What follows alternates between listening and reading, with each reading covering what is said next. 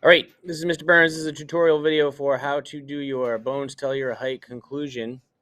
We got to figure out how our results would compare from a group of students of the opposite sex, and we got to use our findings to estimate the height of the bone found in class. All right, in order to do that, we need our results via Google Sheets. So we're going to go back to our stream and click on bone lengths and charts. If you click on the bottom tab that says past year's data, this is over 200 entries of data, or I'm sorry, 180 entries of data from forensic classes of years ago. You're going to click and drag from A all the way to E, all of those columns of data. You want to make a copy of them. So you can go to highlight them and say copy, or you can say Control C. Then you're going to click File, and you're going to click New, and you're going to click Spreadsheet. Right here, you can paste all that data that you just copied. Make sure you call your spreadsheet your name, and you can say bone charts. Okay? Then I'm going to click on row 1 so that all of these highlighted labels are highlighted, and I'm going to go up to data and click create a filter. Now I get these green upside down pyramids, and I can click on that button and I can remove the data that I don't need, and I can just focus on the data that I'm interested in. If you want to do male data or female data, be my guest. I'm going to choose to do male data, and according to my lab instructions, I need to create graphs for height versus humerus, and then height compared to your femur. So in class, we did the height versus humerus chart. We selected columns C and D. We said insert a chart. We made sure that it was a scatter chart. If not, you could go in the setup window and choose from the different styles of charts. We want to make sure we have a scatter chart. And then we need to click on the x-axis and change it to humerus, and click on the series axis and change it to height. Then we're going to go to customize and go to our chart axis and titles. We're going to add whose data we're looking at. This happens to be the male humerus versus height. I'm going to go to my horizontal axis and relabel that humerus. I'm going to go to my vertical axis and relabel it height. Oops. Once I've got my axis titles correctly labeled, I want to go to my horizontal axis and change the minimum value to 0. All right. And then I'm going to go to my series options, and I'm going to select add a trend line.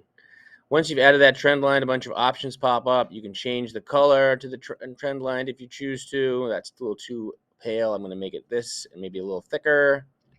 All right. And then there's an option for label that currently says none, and you can say use equation.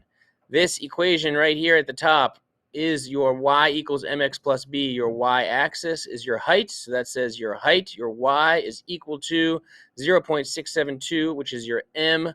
X is your x-axis, the length of your humerus, plus 153, which is your y-intercept right here. So this is your y equals mx plus b. This is the formula that you would use if you found a random humerus in the woods. But we didn't. We found a femur. So for homework, you need to follow those same steps, but you're going to make charts for height versus femur. Okay, you can do that one of two ways.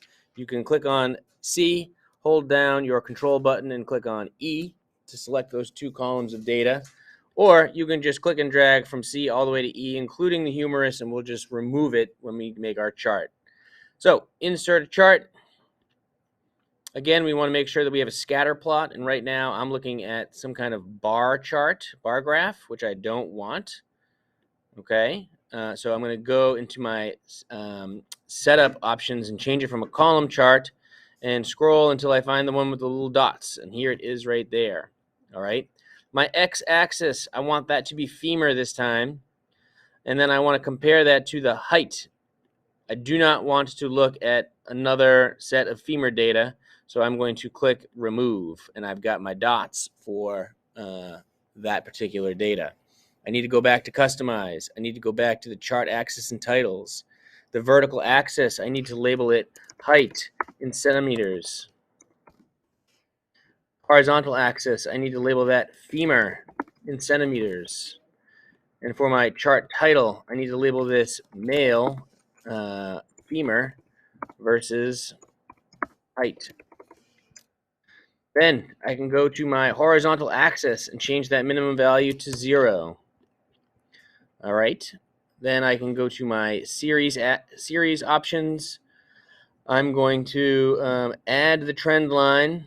I'm going to change its color so I can see it a little bit better. Maybe change the thickness so I can see it a little bit better. Okay. And then for my label, I'm going to use the equation. Here is my y equals mx plus b equation for male femurs. And this is the equation that I would use to answer my conclusion question. For this x value, I'm going to plug in the length of the femur that I measured in class. So it's for male, if that femur belonged to a male, we would multiply 0.675 times the length of that femur and then add 142 centimeters, and that would give us our estimated height for that victim whose leg we found in the woods. Okay?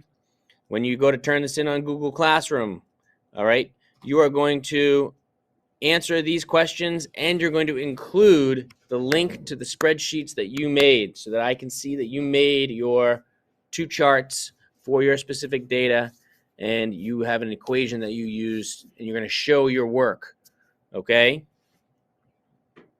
Good luck.